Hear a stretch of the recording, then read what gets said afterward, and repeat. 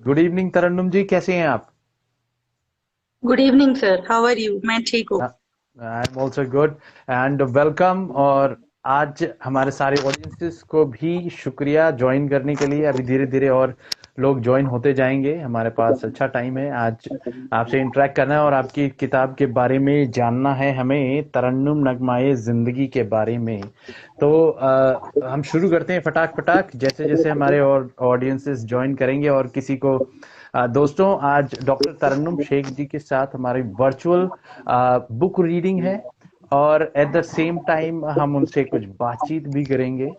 तो आप लोगों को अगर बीच में कोई सवाल पूछना हो उनकी किताब से रिलेटेड, या फिर उनकी शायरी से रिलेटेड या फिर उनकी पोइट्री से रिलेटेड, तो आप पूछ सकते हैं। क्योंकि कुछ तो वो पढ़ के हमें सुनाएंगी और दिलचस्प कहानियां या फिर किस्से सुनाएंगी जो उन्होंने जो पोइट्रीज लिखी हैं या शायरी लिखी हैं। तो उनके पीछे क्या किस्सा रहा है वो भी हम जानेंगे आज। जो हम 1 घंटे बातचीत करने वाले हैं। थोड़ा कम देता है इंस्टाग्राम, तो 50 मिनट में हम उसको कंप्लीट करेंगे। तो thank you everyone for joining in. तो तरन्नुम जी, हम आगे बढ़ें उससे पहले थोड़ा सा लोगों से इंट्रोडक्शन आपका हो जाए। तो थोड़ा सा हमें अपने बारे में बताइए। आप डॉक्टर तरन्नुम शेख हैं, राइट? तो डॉक्टर हैं, तो थोड़ा सा बताइए हमें, ये डॉक्टर जो दिल से पोएट है, इसके बारे में कुछ हमें बताइए। जी, मैं बेसिकली बाय डिग्री जरूर एक डॉक्टर हूँ। मैंने ग्रेजुएशन होम्योपैथी में किया है मुंबई यूनिवर्सिटी से। फिर मैंने पोस्ट ग्रेजुएशन न्यूट्रिशन में किया है from Leeds UK. And at heart I am a writer, a poet. तो जो आपके सामने हूँ, so I am a medico with a very creative mindset, इसलिए मैं दोनों हूँ। थोड़ी राइटर हूँ, थोड़ी डॉक्टर हूँ। जी सो यस। एग्जैक्टली इसी चीज का तो ये बात है। मैं कांटेक्ट में काफी ऐसे लोग हैं, डॉक्टर्स हैं जो लिखते भी हैं। तो ये जी बड़ा ही यूनिक कॉम्बिनेशन है। डॉक्टर में जब आप डॉक्टर मेडिकल की पढ़ाई करते हैं और हमने देखा भी है, मरीज का इलाज करने के लिए इमोशंस पे बहुत कंट्रोल होना चाहिए। और जब एक राइटर है या कवि है या एक शायर है, तो वो अपने इमोशंस को लूज कर देता है, बोलता है कि भाई वो अपने कलम के माध्यम से अपने इमोशंस को दिखाता है। तो ये दोनों चीजें बैलेंस कैसे कर रही हैं आप, ये थोड़ा सा हमें समझाइए। आई फील बैलेंस से ज्यादा इट इज एन आउटलेट। और जनरली मैंने देखा है लॉट ऑफ डॉक्टर्स जो है वो क्रिएटिव साइड पर जाते हैं, कुछ सिंगर्स बन जाते हैं, कुछ जी राइटर्स बन जाते हैं, कुछ आर्ट में जाते हैं। तो मुझे लगता है कि वो बैलेंस से ज्यादा एक आउटलेट होता है, क्योंकि यहाँ आपको चीजें कंट्रोल करनी होती है professionally when you are at work, when you are with patients. तो जी। उसके लिए जो आउटलेट है, that is the creative outlet. That is what I understand, because it is very satisfying. हाँ हाँ, I can see that, I can see that. और हमें आपकी रचनाओं में भी वो चीज देखने को मिलता है। तो आगे बढ़ते हैं हम लोग सीधे। तो पहले तो ये है कि हमारी किताब का नाम तरन्नुम नगमाए जिंदगी क्यों रखा गया, ये थोड़ा सा बताइए आप। यस। टू बिगिन विद, इसके लिए I will start with the format of the किताब। किताब का जो फॉर्मेट है वो सिर्फ सिंपली मैंने चैप्टर्स में डिवाइड नहीं किया है। मैंने किताब जी में एक नरेटिव लगेगा कि आप सिर्फ डिस्कनेक्टेड पोइट्री पढ़ रहे हैं। इट इज लाइक एक कहानी आप पढ़ रहे हैं जिसमें बीच में कविताएं आ रही हैं। और वो जो कहानी है वो मेरी कुछ हद तक के मेरी जिंदगी से वीव्ड कहानी है, क्योंकि कविताएं जो है वो मैंने जिंदगी के अलग अलग सर्कमस्टांसेस में लिखी है। सो जी दैट्स व्हाई इट जी इज जी तरन्नुम, नगमाए जिंदगी। तरन्नुम का मतलब होता है रिदम, और तरन्नुम जी मेरा नाम भी है। और फिर साथ में जी। नगमाए जिंदगी, तो मैं अपनी जिंदगी का नगमा आपको सुना रही हूँ। अरे वाह, बड़ा खूब है, बड़ा खूब है। तो देखिए, नाम में ही लिखा है कि जिंदगी का नगमा सुनाया जा रहा है। तो हम चाहेंगे कि इस नगमा को आप शुरू करें थोड़ा सा, और हमें अपनी किताब में से कुछ अपने फेवरेट पोएट्री सुनाएं, और फिर हम अपने सवाल पे आएंगे। तो शुरुआत करते हैं। जी बिल्कुल, शुरुआत करते हैं। फेवरेट पोएट्री में I think I start with a love गजल। वो मेरी फेवरेट है। उसे जी मैंने काफी सालों तक बहुत संभाल के रखी। मैंने कहीं उसे पोस्ट भी नहीं करी, बिकॉज इट्स हाँ a very beautiful love poem. जी, तो बिल्कुल आई बिल्कुल। Start that. जी। हाँ। इसका नाम है तेरे जाने के बाद। ओके। तुझसे बात करने के बहाने ढूंढते हैं, तेरे जाने के बाद तेरे फसाने ढूंढते हैं। जिन्हें छुआ हो तेरे होठों ने, वो कीमती पैमाने ढूंढते हैं। तेरे जाने के बाद तेरे फसाने ढूंढते हैं। तो अच्छा। ते हैं तेरे जाने के बाद तेरे फसाने ढूंढते हैं। तेरी दिलकश यादों में अपने ही अफसाने ढूंढते हैं। तेरे जाने के बाद तेरे फसाने ढूंढते हैं। खामोश निगाहों से जब होती थी बातें, हम तो बस वो जमाने ढूंढते हैं। तेरे जाने के बाद तेरे फसाने ढूंढते हैं। तेरी आहटों से गूंजती हैं धड़कने मेरी। तेरे तरन्नुम में हम अपने तराने ढूंढते हैं। तेरे जाने के बाद तेरे फसाने ढूंढते हैं। वाह, बहुत खूब, बहुत खूब। अब इसकी कुछ स्टोरी बताइए, क्यों इतने साल आपने इसे संजो के रखा, क्यों किसी से शेयर नहीं किया? क्या ये पहले से सोचा था कि किताब लिखूंगी उसी में इसको पहले डालूंगी, ऐसा कुछ था आपका प्लानिंग? ये बताएं हमें। प्लानिंग ऐसी कुछ नहीं थी, बस ये था when I started writing poetry. Obviously आप जब लिखना कुछ किसी भी काम को नया नया शुरू करते हैं तो आप परफेक्ट नहीं होते हैं।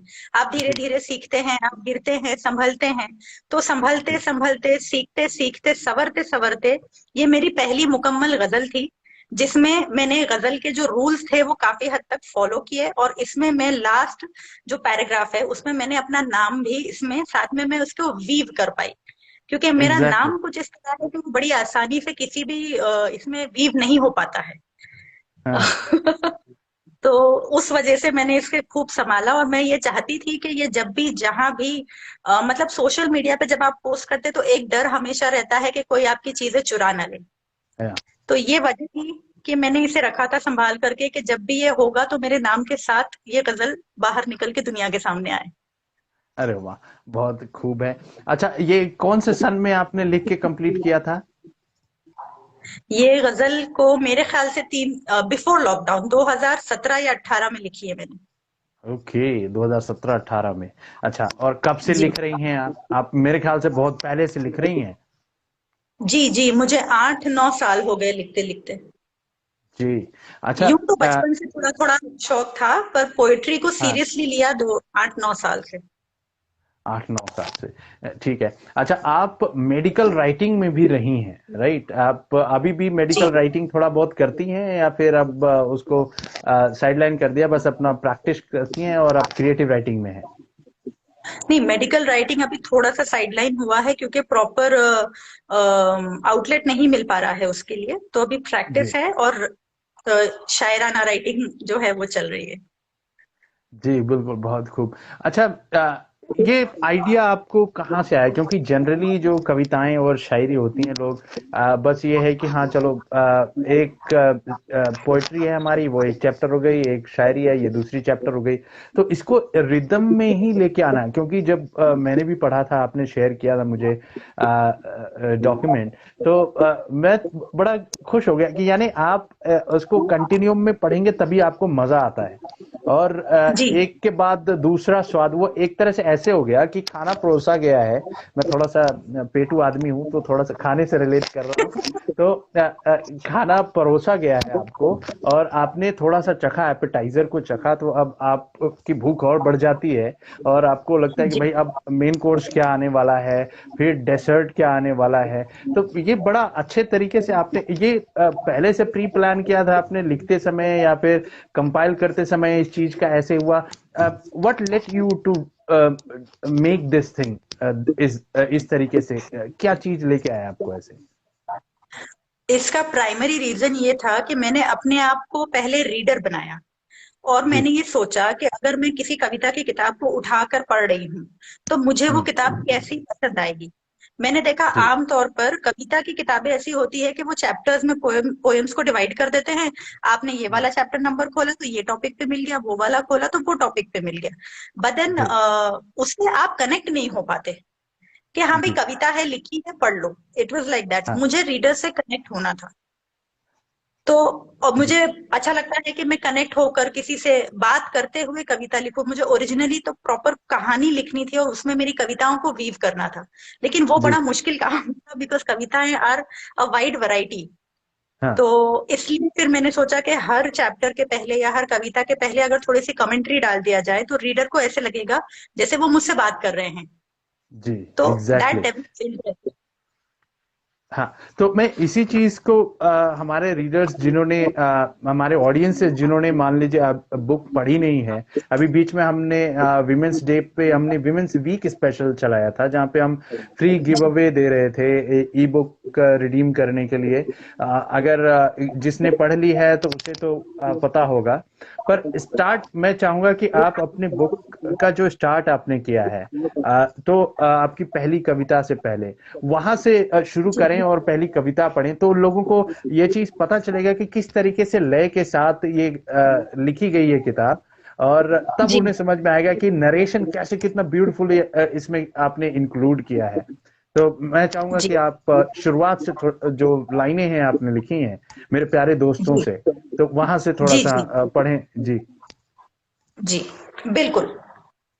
ये इस तरह से कुछ शुरू किया था मैंने। जी मेरे प्यारे दोस्तों, सबसे पहले तो मैं आपका शुक्रिया अदा करना चाहती हूँ कि आपने मेरी किताब को चुनकर मुझे एक मौका दिया कि मैं अपने ख्यालात, अपने जज्बात और अपने अल्फाजों को खूबसूरत गजलों में पिरोकर आप तक पहुंचा सकूं। ये महज एक किताब नहीं है, बल्कि आईना है मेरी जिंदगी का। हर एक शेर, हर एक गजल, हर एक नज्म मेरी जिंदगी के किसी न किसी पहलू से जुड़ा है। अब जो ये किताब आपने हाथों में उठा ही ली है, तो चलिए आपको ले चलती हूँ एक छोटे से सफर पर, मेरी कविताओं का सफर। उम्मीद है आपको इन्हें पढ़ने में उतनी ही खुशी मिलेगी जितनी कि मुझे इन्हें लिखने में मिलती है। वाह, अब पहली कविता इसके हम बाद हाँ, पहली कविता जो साथ में पहली पढ़ कविता दीजिए तो। है, हाँ हाँ, तो शुरू करते हैं मेरी कुछ शुरुआती दौर की लिखी कविताओं से। ये कविता मैंने 2000 मेरे ख्याल से 12-13 में, मतलब बिल्कुल शुरुआती दौर की कविता है ये। जी इसका नाम है और नहीं भी। तन्हाई, अकेलापन, मायूसी है भी और नहीं भी, यूं बरसा पानी फलक से, जमी प्यासी है भी और नहीं भी। अजीब सी कश्मकश, बेनाम सी उलझन, है बेपनाह इश्क और थोड़ी सी रंजिश। यूं संवारा मुझे, मैं जिंदा हूं भी और नहीं भी। तू जो देखे मैं वो देखूं, तेरी चाहत को चाहूं। फिर क्यों हुआ है ये एहसास मुझको कि तुझे मेरी जरूरत है भी और नहीं भी। बहुत खूब, बहुत खूब। तो इसके पीछे भी कुछ कहानी होगी जरूर, क्योंकि हम आज चाह रहे हैं, हम जो बुक रीडिंग आपके साथ करवा रहे हैं, तो हम जानना चाह जी रहे हैं कि इनके पीछे कई बार क्या होता है कि कुछ कहानियां जरूर जुड़ी होती हैं। हर पोइट्री या कोई कहानी जब लिखता है कोई व्यक्ति, तो उसके पीछे उसकी कुछ न कुछ कहानियां होती हैं, तो आज हम वही बैक एंड की चीजें जानना चाह रहे हैं। तो इसीलिए हम लाइव लेके आए, तो हमें बताइए इसके पीछे क्या कहानी है, कुछ कहानी है। इसके पीछे कोई खास कहानी ऐसी नहीं है। ये वो दौर था जब स्ट्रगलिंग फेज था, करियर को लेकर, जी जिंदगी को लेकर, हर चीज को लेकर। तो जब इंसान जी की जिंदगी में बहुत कश्मकश होती है कि वो कभी हाँ खुश होता है, कभी बहुत उदास होता है, कभी जी बहुत उम्मीदें जाग जाती है, कभी बहुत हताश हो जाता है। तो जी ये उन फीलिंग्स को एक्सप्रेस करती हुई ये लाइनें हैं कि उस वक्त मैंने क्या महसूस किया था। कि कभी लगता हम्म था कि हाँ सब कुछ सही है, कभी लगता था नहीं है, कभी लगता था है भी और नहीं हम्म भी है। हाँ, आपकी आवाज बीच में कम हो गई थी।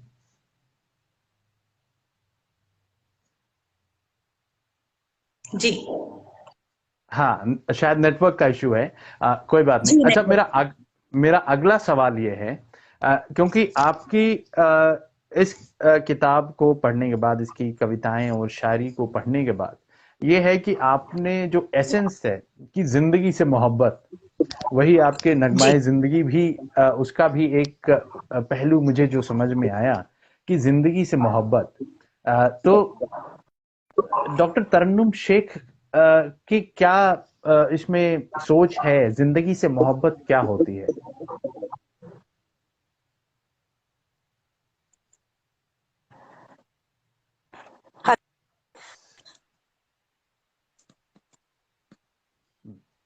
जी। हाँ, तो मेरा सवाल ये था कि आपकी कविताओं को पढ़कर ये एक मर्म तो आता, ये समझ में आता है कि आपका जो फोकस है वो है जिंदगी से मोहब्बत। तो आप ही की जुबानी आपकी वो सोच हम सुनना चाहेंगे।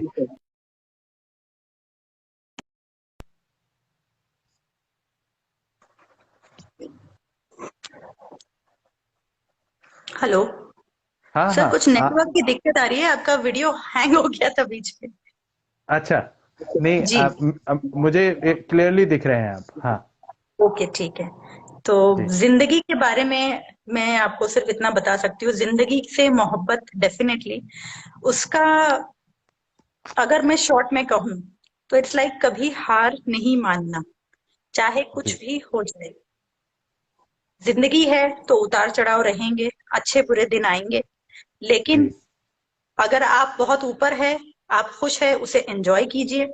अगर आप नीचे हैं तो कोई बात नहीं, अगर नीचे आए हो तो ऊपर आओगे। Never say die and never settle. बस वो एक जो उम्मीद है, बस उम्मीद को पकड़ के चलते रहना है, बस। जी, बहुत खूब है ये। तो अच्छा, इसी एसेंस से लिखी आपने, क्योंकि जिंदगी के बहुत सारे और प्यार से रिलेटेड बहुत सारे आपने इसमें पोएट्रीज और शायरी लिखी हैं। तो जी। आपकी कुछ फेवरेट इनमें से जो इन्हीं भाव को प्रकट करती हों, कुछ कविताएं, कुछ पंक्तियां आप हमें अगर पढ़ के सुनाएं तो। जी बिल्कुल। जिंदगी से रिलेटेड सुनाती हूँ। जी जी वो जी सुनाती हूँ जब इंसान हताश होता है, वो वाली जी सुनाती हूँ। जी इसका जी। नाम है नहीं तेरा कसूर। इट सेज, उठ चल खड़ा हो के जाना है दूर, यूं गिरते सभी है, नहीं तेरा कसूर।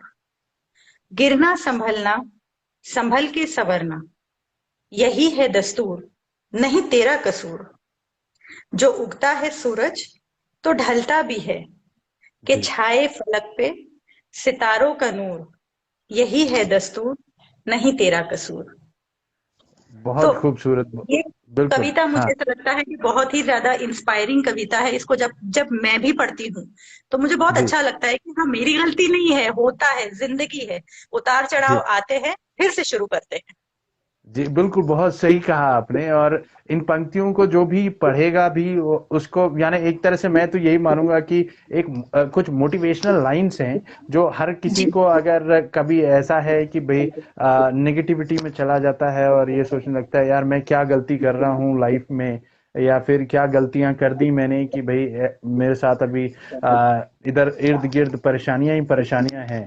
तो जी। अगर कोई इन पंक्तियों को पढ़ ले या फिर सुन ले किसी से, तो उसे थोड़ा सा मोटिवेशन आ जाता है, ढांढस आ जाता है, थोड़ा सा जी। एनकरेजमेंट, हिम्मत मिल जाती है कि आगे लड़ते रहना है। जी। बहुत अच्छा कहा। अच्छा, इसमें एक चीज और है, आपने अपने तरफ से ट्रिब्यूट दिया है राहत इंदौरी जी को, हाँ और जी। सुशांत को भी आपने, सुशांत राजपूत को भी ट्रिब्यूट हाँ। दिया है अपने तरफ से। तो थोड़ा सा हमें बताएंगे कि अ, किस तरीके से इन्होंने आपको इंस्पायर किया है, एंड आपने ट्रिब्यूट दिया है। फिर हम चाहेंगे कि आप कुछ पंक्तियां पढ़ें जो आपने इनको ट्रिब्यूट दी हैं। राहत इंदौरी जी की अगर मैं बात करूं तो जी उनका जो नाम इन इट सेल्फ है, उनका नाम है राहत।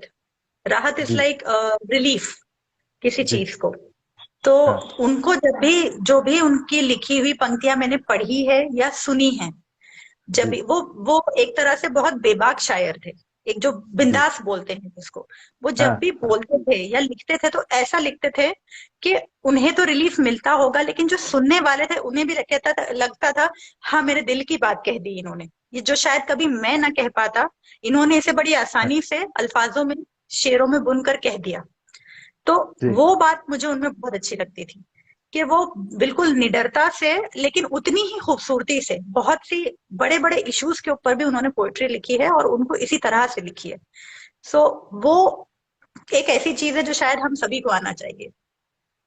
बिल्कुल, तो बहुत सही वो। कहा आपने। और जी। एक कनेक्शन और मैं हमारे ऑडियंसेस को बताना चाहूंगा, वो ये है कि इंदौर को राहत जी ने विश्व पटल पे रखा। और हमारे साथ डॉक्टर तरन्नुम हैं, वो भी इंदौर से ही हैं।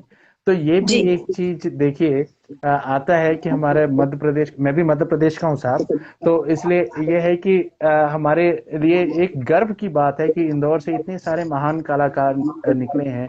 लता जी भी इंदौर से ही हैं, और ऐसे और भी कई हमारे कलाकार हैं जो बॉलीवुड में भी नाम रोशन किया है, दुनिया में भी नाम रोशन किया है और कर भी रहे हैं। वो सब इंदौर से, हमारे मध्य प्रदेश से आते हैं। ये चीज है, बड़े गर्व की बात है। तो कुछ लाइनें जो आपने उनको ट्रिब्यूट दी हैं वो मैं चाहूंगा कि आप पढ़ें। जी, ये लाइनें भी बस वही बात को बयां करती है। जी। सुनाई देती है अब भी मुझे सदा तेरी, तू रहे ना रहे, तेरे अल्फाज रहेंगे हमेशा राहत मेरी। वाह, बहुत खूब। कुछ लाइनों में एक ऐसा जिस्ट लिख दिया है आपने कि आदमी के व्यक्तित्व को आदमी समझ सकता है, अगर जिसने इसको सही से पढ़ा समझा है तो उसे राहत जी के व्यक्तित्व के बारे में पता चल जाता है। अगर उसने सुना नहीं भी होगा तो आपके ट्रिब्यूट के माध्यम से वो उन्हें जान पाएगा। तो और भी चीजें, क्योंकि भाई बुक रीडिंग है तो हम यहीं पे खत्म नहीं करेंगे। अब अचानक मैंने पन्ना पलटा है देखिए, और मेरे पास आया है पेज नंबर 28-29। ठीक है। पेज नंबर अ, 28-29 जी। हाँ, वो खोला है मैंने। अब जी इसमें मैं चाहूंगा लकीर जो आपने हाँ लिखा है, वो जी लकीर को पढ़ के सुनाए हमें। हाँ जी बिल्कुल। जी। इसके पहले की कमेंट्री से शुरू करती हूँ जी। तो जी। इसका बैकग्राउंड भी आ जाएगा। जी। ये उन लोगों के लिए है जो किस्मत के हाथों जिंदगी के अहम फैसले छोड़ देते हैं, जी। जो ये सोचकर हार जाते हैं कि मेरे हाथों की लकीरों में वो नहीं है। हम्म। इसका मतलब ये नहीं कि मैं किस्मत में यकीन नहीं रखती, मगर दुआओं और लगन में किस्मत बदलने की ताकत होती है। यहाँ यहाँ बात शिद्दत की है। मतलब मैं ये कहना चाह रही हूँ कि अक्सर इंसान ये करता है कि किस्मत के हाथों चीजें छोड़ देता है, नहीं मुझसे नहीं हो पाएगा, वो चीज मेरी किस्मत में नहीं है। लेकिन अगर आप मेहनत करें और दुआएं करें, आपको कितनी शिद्दत से वो चीज चाहिए वो मैटर करता है। फिर आपको कैसे नहीं मिलेगी वो एग्जैक्टली। चीज। जी, बिल्कुल सही कहा। लकीरों की आड़ में छुपा करते हैं बुज़दिल, जिंदगी जीने वाले कहाँ किसी से डरते हैं।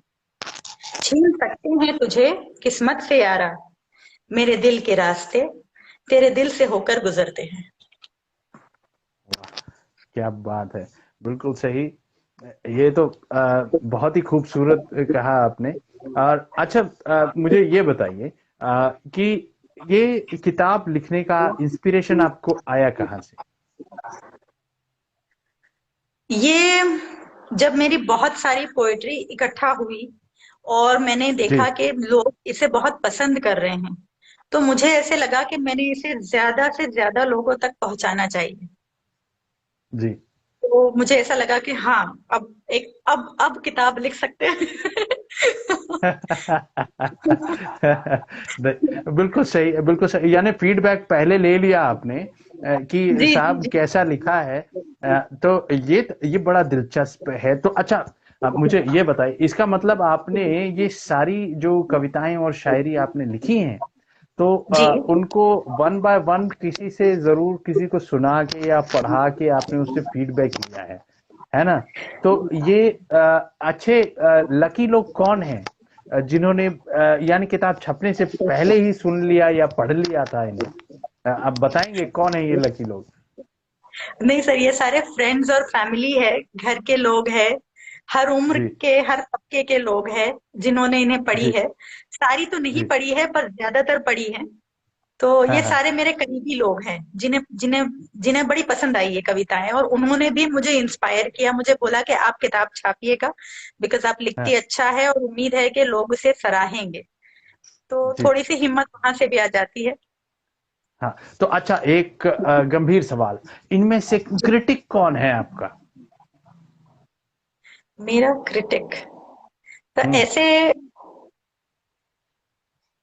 मेरे क्लासमेट्स हैं जो मेरे अच्छा। साथ पढ़ते थे मेडिसिन। हाँ, तो हाँ। उनमें से एक दो मेरे से हैं जो मेरे क्रिटिक हैं कि नहीं ऐसे नहीं ऐसा होना चाहिए, ऐसे नहीं ऐसा, इसमें मजा नहीं आ रहा है, इसमें वो हाँ। पंच नहीं है, इसमें वो बात नहीं है, ऐसे। अच्छा, तो जी। पंच नहीं है, मुक्का नहीं है। ये बोलने का तरीका होता है, पंच नहीं है मतलब जो बात आप कहना चाह रही है वो बात दिल पर आके जी। लगी नहीं। अच्छा। तो फिर हम फिर गुड। वापस उस पोएम को, फिर वो वापस उसको मैं वापस रीशेप करती हूँ, उसके अल्फाज चेंज हाँ। करती हूँ, उसके राइमिंग चेंज करती हूँ, कितनी बार पूरी की पूरी कविता ही चेंज हो जाती है, अच्छा, कितनी तो बार। अ, इसमें फिर मुझे ये बताइए, इसमें से कौन सा ऐसा कविता या शायरी था जिसको आपने मल्टीपल टाइम लिखा कि नहीं इसमें अभी मजा नहीं आ रहा, वो जो मैं चाहती वो चीज निकल के नहीं आ रहा। इसमें से कौन सी ऐसी वो कविता है जो आपने मल्टीपल टाइम लिखी हो या एडिट की हो? इसमें से एक नेचर के ऊपर एक कविता है, इशारे कुदरत के, जो मैंने बूंदों अच्छा। पर, सूरज पर लिखी है। उसका जो पहला अच्छा। स्टैंजा था वो तो मैंने बड़ी आसानी से लिख लिया था, जो सूरज पे हाँ। था। लेकिन उसका जो हाँ। सेकंड और थर्ड स्टैंजा थे, मतलब उस कविता को पूरा होने में करीब 1 साल लगा, अरे क्योंकि बाप रे। मुझे जी, सूरज का जो इंस्पिरेशन था वो नेचुरली आ गया था, तो वो हाँ। इंस्टेंटली 4 लाइन आ गई। फिर मुझे लगा कि वो कविता छोटी है, इसमें कुछ और स्टैंजाज ऐड होना चाहिए। तो सवाल ये था कि अब नेचर की किन चीजों से आप,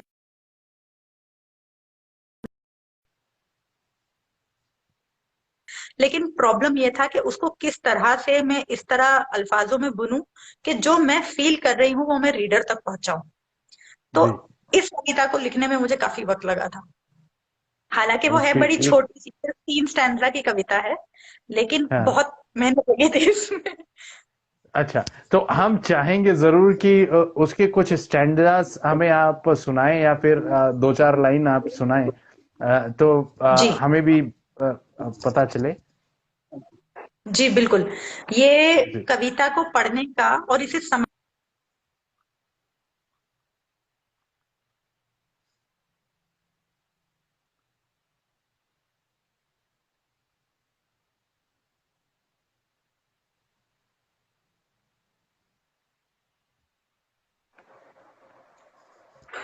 हाँ हाँ बिल्कुल। तो पहला स्टैंजा सूरज पे है। तो आप अपने जी। आप को सूरज महसूस कीजिए, आप गहरी नींद में से रोज सुबह लोगों को उठाते हैं। तो ये 4 लाइनें इस तरह है। काम जी। हो जिसका नींदे उठना, ए आफताब तू ही बता, कैसा होता है रोज रूठों को मनाना। तो दिस इज अबाउट द सन। जी बिल्कुल। जी। अब इसका जो दूसरा हाँ। स्टैंजा था वो था बारिश की बूंदों पर। अब बारिश की बूंद बन के आप इमेजिन कीजिए कि आप खूब ऊंचाई से नीचे गिरते हैं। आप नीचे जब गिरते हैं, जमीन को टच हाँ। करते हैं, आपका वजूद खत्म हो जाता है, आप बिखर जाते हैं। जी। बिखर के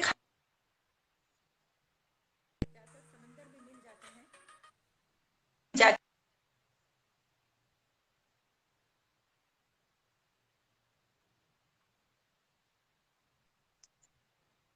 तो जी। उसके ऊपर ये 4 लाइनें कुछ इस तरह थी।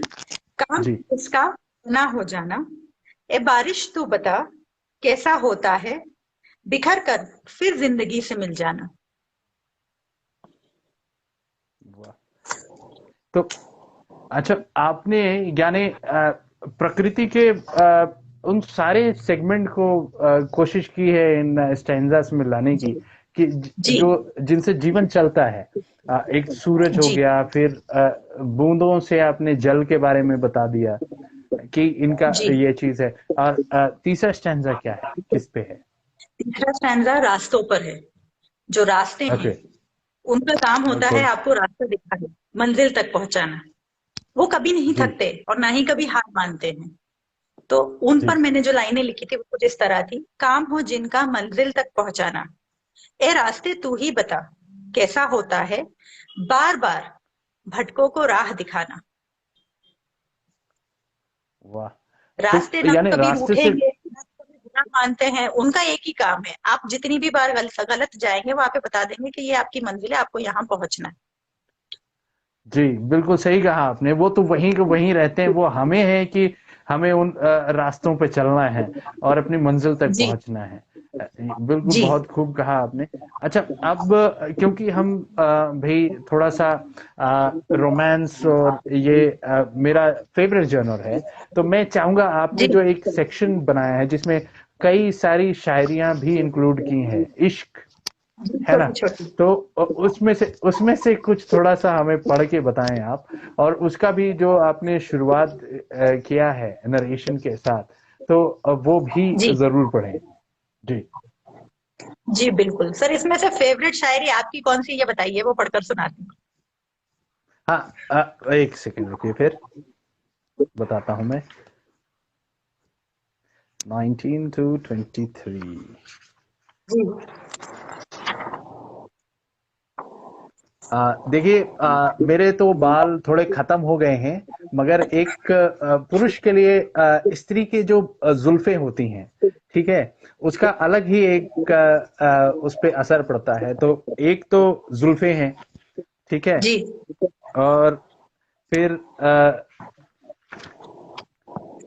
दिल की बातें,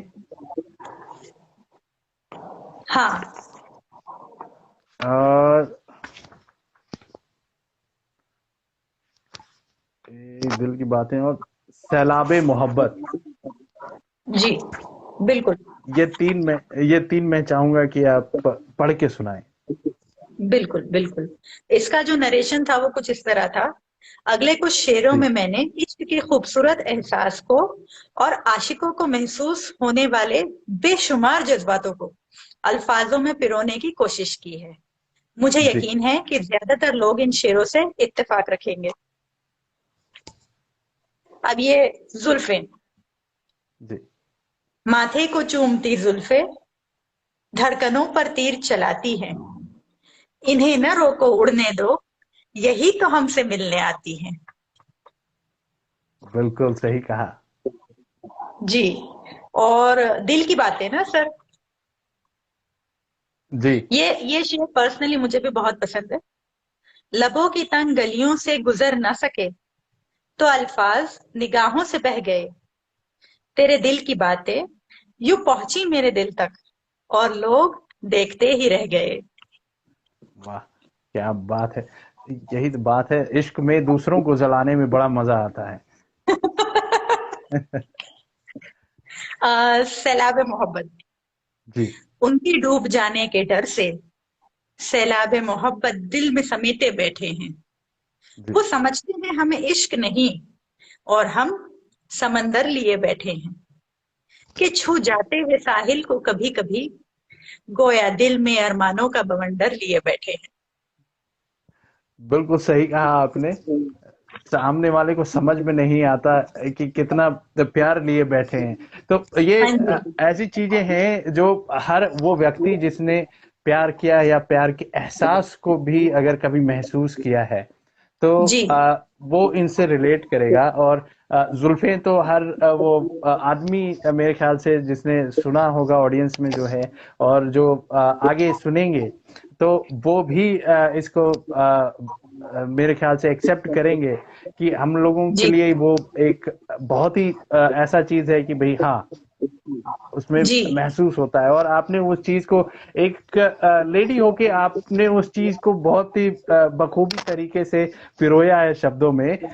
जैसे यानी अब अच्छा, मुझे फिर इसमें एक सवाल आता है मेरा कि हाँ जी अच्छा ये बताइए आप, जैसे कई बार क्या है, लड़के मान लीजिए किसी लड़की को पसंद करते हैं, कह नहीं पाते, तो क्या लड़कियां अपने आप समझ लेती हैं या फिर नादान बनने का नाटक कर रही होती हैं? क्योंकि मेरे ख्याल से लड़कियां बहुत समझदार होती हैं। जी, लड़कियां बहुत समझदार होती हैं और जी। अक्सर लड़कियां समझ जाती है।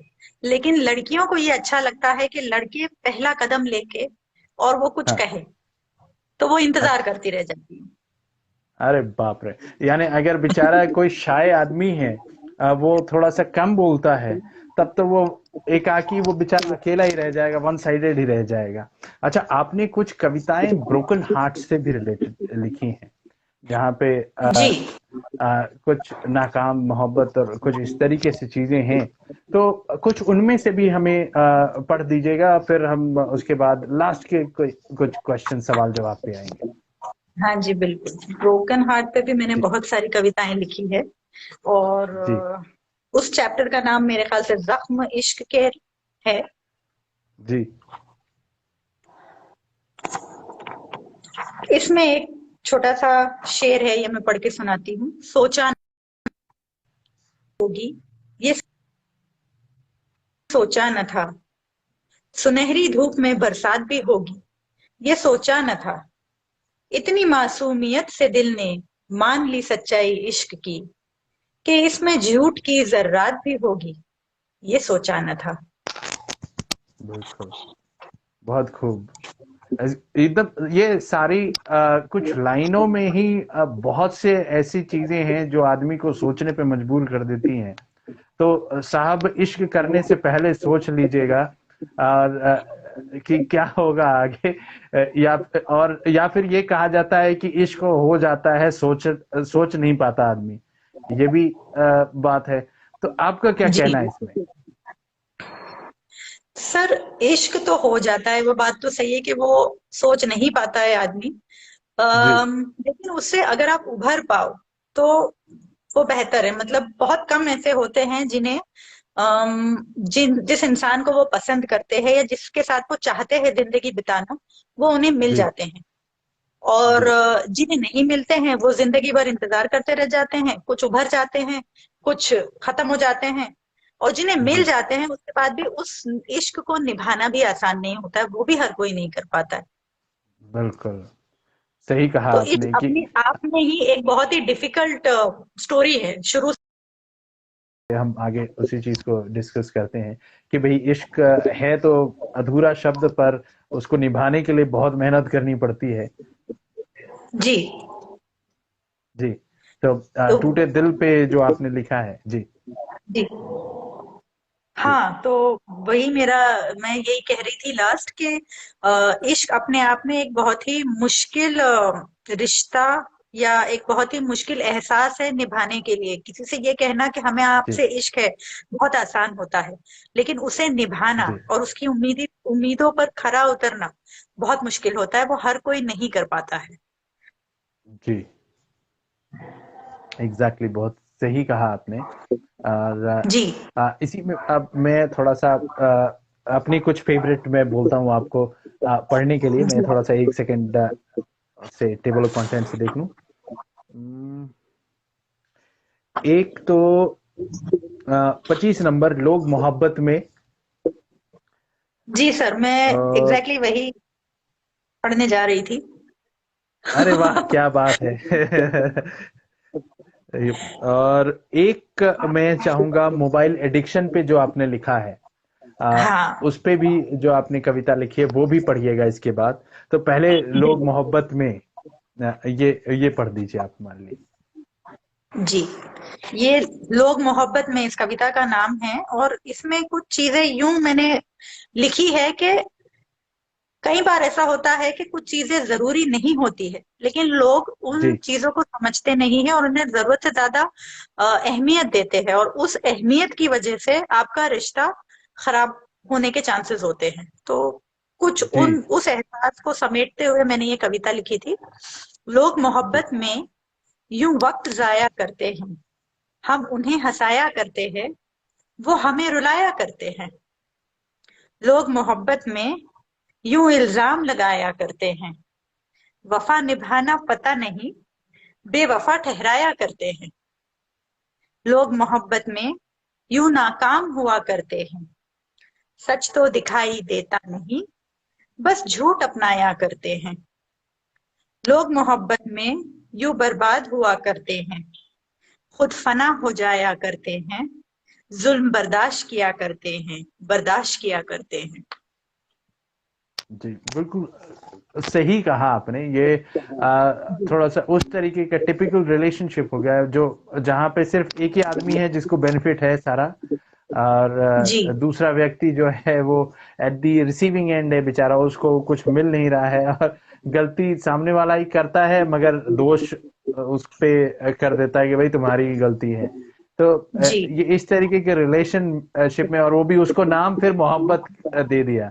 ये बहुत जरूरी चीज है, खासकर आजकल की जो युवा पीढ़ी है उसको इस बात को समझना बहुत जरूरी है कि साहब आपने ऐसे ही किसी रिलेशनशिप को मोहब्बत नाम दे दिया, और जी। आप तो मोहब्बत समझ रहे हो, सामने वाला खेल समझ रहा है। तो ये इससे बहुत ऐसा चीज है कि ऐसे रिलेशनशिप में नहीं रहना चाहिए, आपको बाहर आना चाहिए। मेंटल स्ट्रेस बाहर और ये भी बहुत सारी चीजें हैं जो इसमें होती हैं। तो आपने एक बहुत अच्छी चीज को इतनी खूबसूरत, सिंपल, सरल भाषा में आपने लिख दिया है, जो लोगों को समझ में, अगर उसने समझा तो उसके मर्म उसको समझ में आएगा कि कितना डीप बात है। तो मैं जी, चाहूंगा इसका हर नेक्स्ट कविता। हाँ। हाँ, बस इस कविता के बारे में ये बोल रही थी कि इसका जो हर स्टैंजा है वो एक एक हर एक इंसिडेंट्स को या एक हालात को डिस्क्राइब करता है कि जी। कभी ऐसा, कभी ऐसा, कभी ऐसा। इस तरह से मैंने उसको वो करा था। और इन दी एंड यही होता है कि जो समझदार होता है वो बर्दाश्त किया जाता है कि नहीं ठीक है, because you love the person, so you are doing this also, you are doing this also, you are doing this also, ऐसे। तो अच्छा। जी। तो आपने जैसे बोला, तो ये व्यक्ति समझदार कैसे हुआ? जब वो सहन कर रहा है, हर समय अब्यूज सहन कर रहा है, वो समझदार कैसे हो गया? एक हद पे कहीं पे आके तो रुकना पड़ेगा ना, कि अब्यूज ना हो। उसे सामने वाले को बताना हो, क्योंकि मोहब्बत तो वो है जो दोनों को हो, है ना? जी। और जी। इक्वल रिस्पेक्ट दे एक दूसरे को। तो राइट। उसी से रिश्ता बेटर होता है, दोनों खुश रहेंगे उससे। और जो माहौल है इर्द गिर्द का, वो भी खुशनुमा होगा, अच्छा होगा। तो ये चीज है। तो ये बहुत ही इस पे भी हम किसी दिन आपसे चर्चा करेंगे कि रिलेशनशिप्स पे इस तरीके से कुछ बातें जरूर करेंगे। आगे आगे पढ़िए, हमें आगे थोड़ा सा वो जो मोबाइल वाला है, अगेन हाँ ये कुछ ऐसी चीजें हैं जो आज के समय में बदलाव आ रहा है, और हम टेक्नोलॉजी के स्लेव होते जा रहे हैं। तो उस चीज राइट। को आपने बड़े अच्छे तरीके से इसमें बताने की कोशिश की है कि भाई, आप मास्टर रहो, आप स्लेव मत हो जाओ टेक्नोलॉजी जी। के। जी ये चीज बिल्कुल है। बिल्कुल। जी बिल्कुल, जी, बताएं। कविता का नाम मोबाइल एडिक्शन है। जी। It's like this. उंगलियां भूल गई कलम उठाना, जुबा भूल गई अल्फाज, बस कुछ अजनबी से चेहरे बयां कर जाते हैं जज्बात। दूरियों से अब डर नहीं लगता, नजदीकियां सुई सी चुभने लगी। झुकी हुई सी नजरें सबकी, नजरें मिलाना भूल गए। हंसना मुस्कुराना चहकना, बातें वो सब भूल गए। हथेलियों में दुनिया बसाकर जिंदा रहना भूल गए। बिल्कुल सही कहा। अब इसका थोड़ा सा मैं चाहूंगा कि आप इसका एक्सप्लेनेशन दें। और जी। आपको इसको लिखने की प्रेरणा कहाँ से मिली, और क्यों लिखा है आपने इसको? इसको लिखने की प्रेरणा तो मेरे ख्याल से आसपास हम अपने इर्द गिर्द हर जगह ही देखते हैं, हमारे अपने घर में या कहीं पर भी, कि हर कोई अपने फोन में इस कदर बिजी रहता है कि हम साथ बैठे हैं, एक साथ है, फिर भी साथ नहीं है। अगर आप छोटे जी। बड़े हर किसी को देख लो तो ये चीज होती है। दूसरी बात कि जो जो नई हमारी पीढ़ी है, they are so used to mobiles. उन्हें टाइपिंग में बड़ा मजा आता है, लेकिन उन्हें आप कलम उठा करके लिखने बोलिएगा तो वो लिख नहीं पाएंगे, उनके हाथ थक जाते हैं लिखने में। जबकि जी। Writing is a better, it is a stimulus, और कॉग्निशन के लिए, हर चीज के लिए it is a stimulus to the brain. तो इसलिए लिखना बहुत जरूरी है, लेकिन बच्चे लिखना नहीं चाहते। उसके बाद ये जी। जो इमोशंस है हमारे, हम जब किसी से चैटिंग करते हैं तो हम उसमें स्माइली का इमोजी भेजते हैं या हाँ। लाफिंग आउट लाउड का इमोजी भेजते हैं, बट एक्चुअली अगर आप हमारा चेहरा देखें तो हमारे चेहरे पे मुस्कुराहट भी नहीं होती है। सो हाँ। आपके क्या जज्बात है, आप क्या सामने निकाल करके ला रहे हैं। तो जिंदगी बस उस छोटे से मोबाइल स्क्रीन में या आईपैड में या कंप्यूटर में, बस उसमें आपकी सीमित होके रह गई है। और आपके आसपास लोग हैं तो भी आप जिंदा इंसान से ज्यादा तवज्जो अपनी टेक्नोलॉजी को देना चाहते हैं। जी। तो ये था जी। इंस्पिरेशन इसको लिखने का।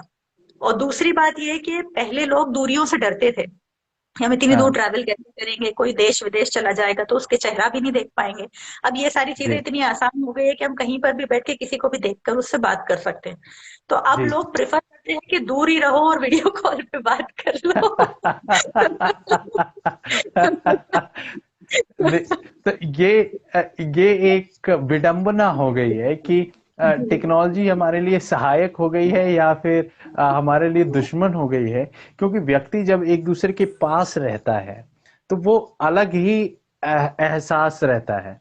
और अब टेक्नोलॉजी से जो फिजिकल डिस्टेंस है वो ठीक है, हम देख सकते हैं, पर वो उस तरीके का मुझे नहीं लगता कि आप उस तरीके से कनेक्ट कर सकते हो, भले आप अ, एक दूसरे को देख सकते हो। पर यही चीज तो हमारी पीढ़ी नई पीढ़ी समझती नहीं है ना, वो उसी में खुश है। जी जी, बिल्कुल यही बात है। यही चीज है। कभी बीच में कहीं पे मैंने देखा था, किसी ने मीम बनाया था कि जी दो व्यक्ति हैं, वो एक दूसरे के आमने सामने हैं और एक दूसरे से बात कर रहे हैं। तो बात कैसे जी कर रहे होते हैं? वो एक दूसरे के फोन में एक दूसरे से चैटिंग कर रहे होते हैं। जी तो बिल्कुल बिल्कुल। ये जिंदगी हमने बना ली है कि आमने सामने एक दूसरे का चेहरा, एक दूसरे के हाव भाव देखो, एक दूसरे को समझने की कोशिश करो। मेरे ख्याल से कुछ ये भी कारण हो सकता है कि आज के डेट में जो लोगों का एक दूसरे को समझने वाला बात है, वो चीज भी कम होता जा रहा है। क्योंकि आप व्यक्ति को देख नहीं रहे हो उतना, उससे बातचीत नहीं कर रहे हो, देख के फेस टू फेस नहीं बात हो रहा है, तो आप जो नॉन वर्बल कम्युनिकेशन होता है वो भी राइट चीज नहीं समझ पा रहे हो। आप तो बस इमोजी के इमोशन समझने की कोशिश कर रहे हो। मैं नाराज हूं फिर करेक्ट। भी मैं हंसने वाला इमोजी डाल दिया, तो सामने वाले को लगेगा भाई ये तो खुश है, बहुत ज्यादा खुश है। तो ये वाली चीजें हैं। तो ये इन बहुत चीजों ही से क्या हो रहा है, जरूरी चीज। ये बहुत जी सीरियस मैटर है, बिकॉज इन चीजों से मिसकम्युनिकेशन हो रहा है। और दूसरा, there are rising cases of depression and anxiety, क्योंकि लोग उतने जी एक्सट्रोवर्ट नहीं है, लोगों को भीड़ पसंद नहीं आ रही है, लोगों को लोगों से ह्यूमन कांटेक्ट कम हो गया है। तो वो एक अलग जी अलग पीढ़ी तैयार हो रही है, जिनको मेंटल हेल्थ डिसऑर्डर्स और वो सारी चीजें ज्यादा है। और जो हम्म। इंट्रोवर्ट्स, मतलब आप उन्हें एक्सट्रोवर्ट्स भी नहीं बोल सकते, इंट्रोवर्ट्स भी नहीं, बट एक अलग ही नजरिया निकल के सामने आ रहा है। हाँ, वो साइबर वर्ड्स हो सकते हैं, हम उन्हें ये बोल सकते हैं cyber words. They are comfortable in cyber world, और वहां पे वो ज्यादा एक्सप्रेसिव हैं, राइट? तो राइट ये राइट। भी एक बहुत इंपॉर्टेंट चीज है। तो अच्छा, कुछ और मेरी फेवरेट में आपको, एक सेकेंड। हाँ, एक आपने वैलेंटाइन डे पे लिखा है, जी और एक शादी पे लिखा है आपने। तो हाँ रिलेशनशिप की जहां हम बात हो रही है, तो आपने अपने शब्दों में, यानी जिंदगी की एसेंस जो मैंने शुरुआत में कहा था, इस किताब को अगर कोई पढ़ता है, तो पोएट्री और शायरी के माध्यम से, कुछ शब्दों के माध्यम से उसे सोचने पे मजबूर हो जाएगा वो व्यक्ति, उन चीजों के बारे में, जिंदगी के उन एहसासों के बारे में। तो वैलेंटाइन डे, उसके बारे में आपने लिखा है। तो और शादी, तो फिर उसके बाद मैं पहले चाहूंगा कि आप वैलेंटाइन डे के बारे में बताएं। वो फरवरी में बीत गया अभी। तो थोड़ा सा हमारे जो युवा हैं उन लोगों को इंटरेस्ट वैलेंटाइन डे पे है। तो उस पे जो आपने लिखा है प्लीज बताएं। जी बिल्कुल। वैलेंटाइन डे पर जो मैंने लिखा था, मैं पहले उसकी कमेंट्री पढ़ूंगी, बिकॉज मैं जी बहुत ही शिद्दत से इस चीज में बिलीव करती हूँ कि इश्क, मोहब्बत, प्यार एक दिन में एक्सप्रेस होने वाला या किसी पर्टिकुलर डेट पर एक्सप्रेस होने वाला एहसास नहीं है। Not only for Valentine day, also for anniversaries and birthdays. आप साल भर किसी से बात भी ना करो और फिर पर्टिकुलर डेट को आप स्पेशल बनाएं, उसे उस दिन के लिए अच्छा लगेगा, लेकिन this is a continuous process. ये ऐसा जी नहीं है कि एक दिन या एक वक्त पे करके आपने छोड़ दिया। तो इसकी जो मैंने कमेंट्री लिखी थी वो भी कुछ इसी तरह थी, कि ये शेर मैंने वैलेंटाइंस डे पर लिखा था, उसी दिन पर। मोहब्बत हाँ जताने के लिए तो सारी उम्र भी कम होती है। छोटी छोटी सी आदतें जो ये बयां करती है कि हाँ, मुझे इश्क है तुमसे, ये रोजाना या अक्सर होने वाली चीजें हैं जो हमारी जिंदगी का हिस्सा बन जाती है। तो फिर न जी जाने कैसे लोग एक ही दिन में अपने सारे जज्बातों का इजहार कर लेते हैं। इस बात से मैं इत्तेफाक नहीं रखती। मोहब्बत एक मुसलसल एहसास है, जिसे आप किसी दिन या तारीख में बांध नहीं सकते। और ना ही ये सही है कि आप एक ही दिन को खास बनाओ और बाकी वक्त मोहब्बत का एहसास भी ना हो। जी मोहब्बत नजरों में होती है, बातों में होती है, मौजूदगी में होती है।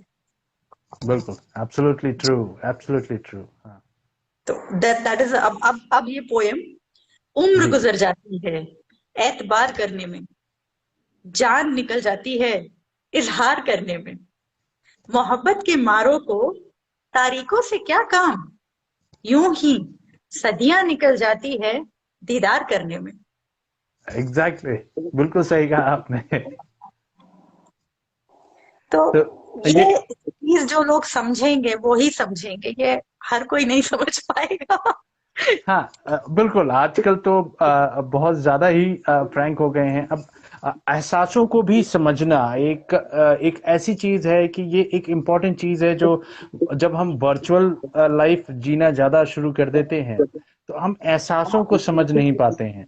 तो ये है कि क्या ये अट्रैक्शन है, इन्फैचुएशन है या फिर प्यार है। इन भावों को भी अगेन ये इमोशंस अलग हैं। अब जी। लोग इन्फैचुएशन को भी प्यार बोल देते हैं। हर चीज प्यार है साहब आज के डेट में। हम्म। प्यार तो भाई आप उस चीज को फर्क करो कि क्या चीज है। क्योंकि अगेन जो मुझे दिख रहा है और मैंने भी कई लोगों से जिनसे बात होती है अपने जानने पहचानने वालों में कई लोगों का ये देखा है कि कईयों के भाई जो सो कॉल्ड लव में थे वो लव लाइफ हुई नहीं, चली नहीं। और सामने वाले एक को फीलिंग था जैसे आपने अपनी एक कविता में बताया कि भाई वन साइडेड रहता है। एक तो प्यार समझ रहा होता है और प्यार के वजह से सहन कर रहा होता है, दूसरा जो है उसमें बस अपना ईगो सेटिस्फाई कर रहा होता है। तो ये एक ऐसी चीजें हैं जिसके बारे में आज के डेट में बहुत सोचना पड़ेगा और हमें हमारे एजुकेशन सिस्टम में प्रॉब्ली मेरे ख्याल से ऐसा कुछ डालना पड़ेगा जहाँ पे हम इमोशंस को बेटर वे में चैनलाइज और समझ सकें। इमोशनल इंटेलिजेंस वाली जो बात है। तो इस पे आपका क्या राय है? नहीं, ये बात बिल्कुल सही है कि हमें जो हमारे जो पीढ़ी है, नहीं, जो हमारे बच्चे हैं या जो युवा है, इट इज इम्पोर्टेंट कि हम उनसे एक एक रैपो, एक कम्युनिकेशन ऐसा बनाएं। और वो हमें ही करना होगा, because they are not going to do it. वो ऑलरेडी इतनी चीजों से घिरे हैं कि वो खुद ही मतलब, if I connected with mobile addiction, तो वो अपनी वर्चुअल वर्ल्ड में इतने बिजी हैं, उन्हें जो भी जी एक्सप्रेस करना है वर्चुअली एक्सप्रेस करते, वो हमारे पास नहीं आएंगे। तो हमें उनके पास जाके आगे बढ़ के हमें डबल एफर्ट्स लगाने होंगे, उनको इमोशनली सपोर्ट करने, इंटेलेक्चुअली सपोर्ट करने, और हर तरह से उन्हें गाइड करने में। और ये घर पर भी होगा, ये स्कूल में भी होगा, ये हर जगह होगा। बिल्कुल एग्जैक्टली exactly। और मैं इसी चीज को बताना चाहूंगा कि जो हमारे दोस्त सुन रहे हैं, लाइव देख रहे हैं या फिर आगे इस रिकॉर्डेड वीडियो को देखेंगे, तो उनको मैं बताना चाहूंगा जो तरन्नुम जी की बुक है तरन्नुम नगमाए जिंदगी, ये इन चीजों को छूते हुए है। और सरल भाषा में कविताएं और शायरी के माध्यम से उन्होंने आपको वो चीजों को सोचने पे भी मजबूर किया है। आप एक तो एंजॉय भी करेंगे उन्हें पढ़ना और आपको आनंद भी आएगा, मजा भी आएगा। And at the same time आप उन चीजों को, पहलुओं को सोचेंगे भी। और यानी ये एक तरह से है कि आदमी को थोड़ा सा हल्का सा पुश किया है कि जाग जा। ज्यादा धक्का नहीं दिया है कि उसको गुस्सा आ जाए, बस हल्का सा ये पुश किया है कि जाग जाओ, थोड़ा सा अपना पर्सपेक्टिव बेटर करो, थोड़ा सा और बेटर वे में सोचो। ये बहुत ही खूबसूरत किताब है जो व्यक्ति पढ़ेगा उसे अपने आप समझ में आ जाएगा उन चीजों के बारे में। अच्छा, हम नेक्स्ट उस पे बात करते हैं। शादी जो आपने लिखी है वो भी एक ऐसा ये है रिलेशनशिप जो व्यक्ति आज के डेट में हम लोग देख रहे हैं इंसिडेंसेस की तलाक भी होता है। अगेन तलाक से रिलेटेड भी चीजें क्या है कि उसके लिए भी टेबू है कि भाई सहन करते जाओ, तलाक मत दो। अब ये है कि तलाक दे दिया तो यानी इनकी गलती है। अभी रिसेंटली मैं इंटरव्यू देख रहा था आमिर खान का। तो उनका डिवोर्स हो गया है किरण जी से, जो उनकी अभी रिसेंट वाइफ थी। तो अ, उनका क्या है कि they are still friend after their divorce. तो इस चीज से यानी उनके रिलेशनशिप पे कोई फर्क नहीं पड़ता है, दोनों म्यूचुअली उस रिलेशनशिप से बाहर आए हैं। तो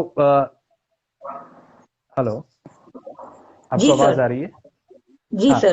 तो हाँ, तो आपका क्या कहना है इस चीज पे कि शादी जो एक यानी बहुत ही पाक रिश्ता है, उसके ऊपर क्या कहना है आपका? जी सर। हाँ, नेट का कुछ इशू है। हाँ कोई बात नहीं। तो मैं वही आपको आपसे पूछ रहा था कि शादी जो रिश्ता है, इसके ऊपर आपका और आज के समय में जो संदर्भ है, जिस तरीके से हम देख रहे हैं, कैसे उसके महत्व और इस तरीके से बदलाव हो रहा है, उस पे क्या आप क्या कुछ आप अपने भी पॉइंट ऑफ व्यू हमें शेयर करें। सर, आजकल तो मैंने ये देखा है कि जनरली रिश्तों की जो गहराई है और रिश्तों की जो अहमियत है, दोनों बहुत कम जी। हो गई है। बिकॉज मतलब वेस्टर्नाइजेशन बोलूं या I don't know what to call it, लेकिन हम्म। जो भी एक्सपोजर हमें मिल रहा है थ्रू सोशल मीडिया, और जी। जिस तरह से परवरिश हो रही है, और जो उसकी वजह से ये हो रहा है ना कि लड़कों में और लड़कियों में चीजों की हम्म। गहराइयां खत्म हो गई है। तो शादियां भी जब होती है ना, तो दे थिंक इट इज अ एक ड्रीम, जैसे सपना जैसा। शादी के प्री वेडिंग शूट्स होते हैं, फिर वेडिंग शूट्स होते हैं, फिर पोस्ट वेडिंग शूट्स होते हैं, तो जी। उन्हें जी। लगता है जी। बस वही शादी है। सो हाँ। उसकी जो एक्चुअल प्रोसेस है वो तो आफ्टर ऑल दैट स्टार्ट होती है। बट देन उतना सब्र लोगों में अब खत्म हो गया है कि to work on a relationship, to make things work दोनों तरफ से। तो जी। शादी is not about 1 day, 2 day, 1 week और 1 ईयर। जिंदगी भर का प्रोसेस है जिसमें दोनों का उतना ही योगदान होता है। दोनों हम्म। को मिल के मेहनत करनी है ताकि जिंदगी साथ में खुशनुमा बसर हो। और ये चीज जी। आजकल बहुत मुश्किल से होती है। जी, बिल्कुल। ये बात बिल्कुल सही कहा आपने। तो आपने जो कविता लिखी है शादी पे, वो मैं चाहूंगा कि आप हमारे ऑडियंसेस को सुनाएं। जी बिल्कुल। इसका कमेंट्री भी मैं पढ़ती हूँ। जी। जी। शादी एक ऐसा रिश्ता जो सिर्फ दो दिलों का ही नहीं, बल्कि दो परिवारों को जोड़ता है। एक ऐसा रिश्ता जो हमें सब कुछ भूल कर, बहुत कुछ नजरअंदाज कर कर, उम्र भर के लिए किसी का साथ देना सिखाता है, किसी को अपनाना सिखाता है, किसी से मोहब्बत करना सिखाता है। और जैसे जैसे वक्त बीतता जाता है, ये रिश्ता और भी गहरा और भी मजबूत होता है। ये शेर मैंने ये शेर मैंने अपनी शादी की 15वीं सालगिरह पर लिखा था। चाहती अच्छा। हूँ कि आप जी चाहती हूँ कि आप इस पर गौर फरमाइए और इसकी गहराई समझिएगा। जी। जी। हंसना, मुस्कुराना, चहकना, संग तेरे है और भी हंसी, रूठना, मनाना, शिकवे गिले, जो तू नहीं तो कुछ भी नहीं। देखी है दुनिया नजरिए से तेरे, सीखा है हर एक अंदाज तेरा, रब से दुआ है कि हर एक कदम पर हाथों में रहे हाथ तेरा। वाह, बहुत खूब लिखा है। बहुत खूब लिखा है। एंड ये आपका 15वां सालगिरह कब था?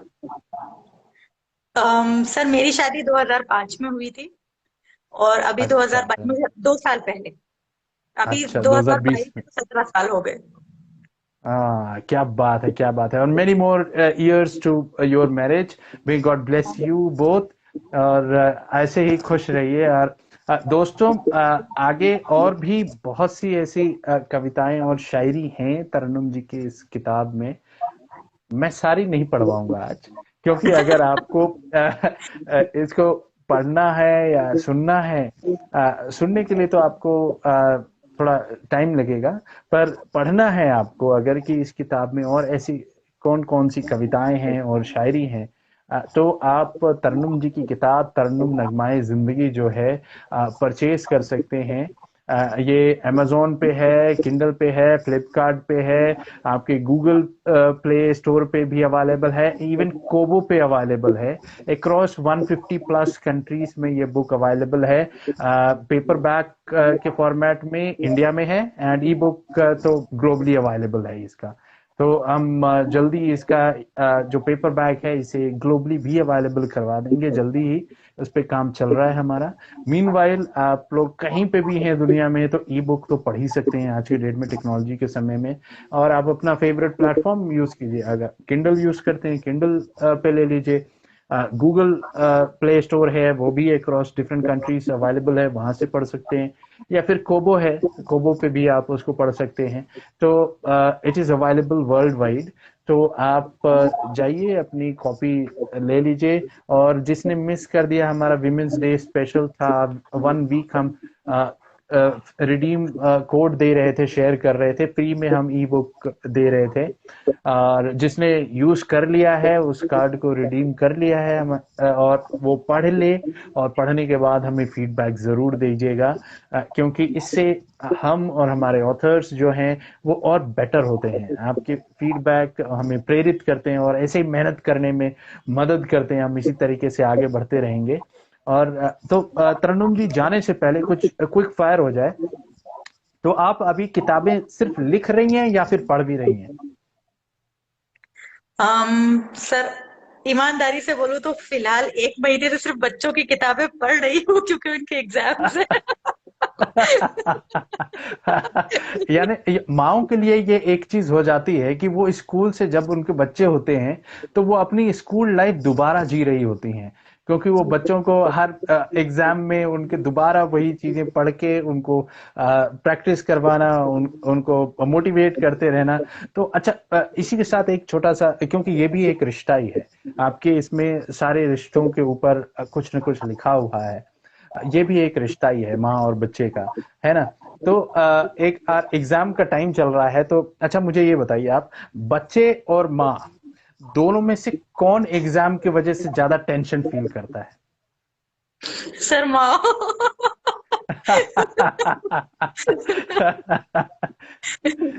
अच्छा, पेपर लिखने नहीं जाना है तब भी माँ को ज्यादा टेंशन होती है बच्चे से ज्यादा, राइट? तो अच्छा, ये बताइए, तो उस टेंशन से कैसे अपने आप को बाहर लाती हैं आप? कुछ भी नहीं, वो थोड़ा थोड़ा बच्चे पर निकल जाता है, बेटा पेपर ध्यान से लिखना, कोई गलती मत करना, पेपर को रीचेक कर लेना। फिर थोड़ा बोलने के बाद हम रियलाइज करते हैं कि नहीं, हम अपनी एंजाइटी बच्चे को ट्रांसफर कर रहे हैं, तो फिर हम खामोश हो जाते हैं कि ठीक है, ऑल द बेस्ट एंड अच्छे से लिख कर आना पेपर। हाँ, मतलब ये बेस्ट एक वे बहुत, you stay quiet and you breathe, और अपनी एंजाइटी को ट्रांसफर ना करें हम। बिल्कुल बिल्कुल बिल्कुल सही कहा आपने। आजकल वैसे ही ऑलरेडी इतना सारा चीज एंजाइटी है, फैला हुआ समाज के अंदर। हर उम्र में एंजाइटी फैली हुई है। अब ऐसा हो जी। गया है कि बच्चा पैदा होता है तो वो भी एंग्शियस पैदा होता है, मैं कहाँ आ गया। इस तरीके से वो भी यही यही सोचता होगा, मैं कहाँ आ गया, इतने दिन जी। सेफ था, अच्छी जगह था, राइट? तो अच्छा, आपको एक चैलेंज देता हूं, मैं एक प्रॉम्प्ट दूंगा, उस पे आपको तुरंत 2-3 लाइनें तैयार करनी होंगी। ठीक है, आप तैयार हैं इस चैलेंज के लिए? ठीक कोशिश है, पूरी तो करूंगी। अब बिल्कुल एग्जाम का समय चल रहा है, तो आपका प्रॉम्प्ट भी एग्जाम है, परीक्षा। ओहो, परीक्षा। जी। My God। परीक्षा। हम्म। जिंदगी भी एक परीक्षा है।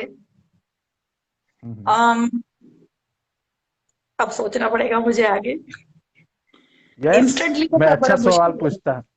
हाँ। हाँ, अब मुझे मालूम है, मैं मुझे मेरी वो वाला समय याद आ गया जब मैं एज ए ट्रेनर काम कर रहा था कंपनी में। जी। रिसर्चर कम ट्रेनर था मैं।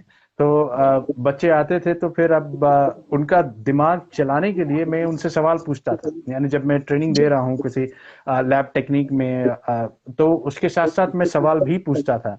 और कई बार लोग जो है मेरे को इसी वजह से खड़ूस भी बोलते थे, पर it didn't matter to me, क्योंकि अल्टीमेटली जब वो जवाब दे देगा तो उसे वो टेक्निक बेटर समझ में आ जाएगी। तो मेरा मेन मकसद यही था। तो आपके लिए परीक्षा है, परीक्षा से मैं परीक्षा ले रहा हूँ आपकी। सर, 2-3 लाइन तो दिमाग में आ गई है, कुछ कुछ ऐसी है। तू जीते या जी। हारे, तू लड़ता रह जी। बस, जिंदगी भी जी। परीक्षा है, तू डरना हाँ, मत। कुछ ऐसा बस बन बहुत खूब, सकता है। बहुत खूब, बहुत खूब, बहुत खूब। नहीं, बिल्कुल इस टाइम में और इतना जब मैं डिस्ट्रैक्ट कर रहा हूँ लगातार, तो आपने वो 2-3 लाइनें बना दिया। तो ये परीक्षा आपने पास कर ली है। तो इसीलिए मैं बीच बीच में बोल रहा था, मैंने आपको खामोश नहीं रहने दिया कि जी। डिस्ट्रैक्ट करता रहता हूँ। अच्छा, ठीक है, तो लास्ट ये है कि हम कब तरन्नुम जी की अगली किताब एक्सपेक्ट कर सकते हैं? जो आप कहानी लिख रही थी, जी। उसको कब एक्सपेक्ट कर सकते हैं कि वो कब आएगी? और फिर हम इसी तरीके से बुक रीडिंग करेंगे, उसमें उसमें तो कैरेक्टर्स होंगे। तो उसका कुछ आप पोल हमें देना चाहेंगी, कुछ चीजें हमें बताना चाहेंगी उसके बारे में? सर वो जो किताब है वो भी कैरेक्टर्स बिल्कुल है, रियल लाइफ कैरेक्टर्स है। वो भी एक जी तरह से मेरी जिंदगी से, वो मेरी जिंदगी के एक और पहलू से जुड़ी है। आज जो जी। ये जो किताब है तरन्नुम नगमाए जिंदगी, ये मेरी जिंदगी का एक पहलू है। अब जो अगली हाँ हाँ। किताब आने वाली है वो मेरी जिंदगी का एक और पहलू है, एक अलग नजरिए से जो मैंने उसको प्रेजेंट किया है। अरे वाह, क्या बात है। अच्छा, मुझे ये बताइए आप कि पोएट्री और स्टोरी राइटिंग, हाँ इसमें जी। से कौन कौन से में आपको ज्यादा मजा आता है? Story writing is easier. मजा तो खैर, पर वो आसान होती है क्योंकि आप विद द फ्लो लिख सकते हैं। पोइट्री का जी ऐसा होता है कि पोइट्री में थोड़ी मेहनत ज्यादा है लेकिन जब निकल के अल्टीमेटली जब परफेक्ट चीज बाहर आती है तो बड़ा मजा आता है। जी, बिल्कुल सही कहा। और इसी के साथ ये हमारा लास्ट सवाल था, और आपका शुक्रिया करना चाहूंगा कि आज हमारे साथ आप आई और बुक रीडिंग की, आपकी किताब से सुंदर सुंदर कविताएं और शायरी सुनाई आपने, और उनके पीछे की कहानियां बताई हमें कि कहाँ से वो पंक्तियां आई, कहाँ से वो सोच आया। और आपके और आपकी किताब के लिए ढेरों शुभकामनाएं। और वो दोस्त लोग जिन्होंने अभी तक किताब पढ़ी नहीं है साहब, तरन्नुम नगमाए जिंदगी पढ़ी नहीं है आपने, तो आप अपनी copy Amazon Kindle, Flipkart, Kobo, Google e books या गूगल प्ले स्टोर कहीं से भी ले सकते हैं। लिंक हम शेयर कर देंगे डिस्क्रिप्शन सेक्शन में इस वीडियो के। तो आप अपना क्लिक करके कहीं से भी आप पढ़ सकते हैं जो आपको पसंद है। आप टेक्नोलॉजी savvy हैं तो ई बुक पढ़ लीजिए, आपको किताब छूना पसंद है तो इसके अंदर इमेजेस भी हैं आपके पोइट्रीज के साथ।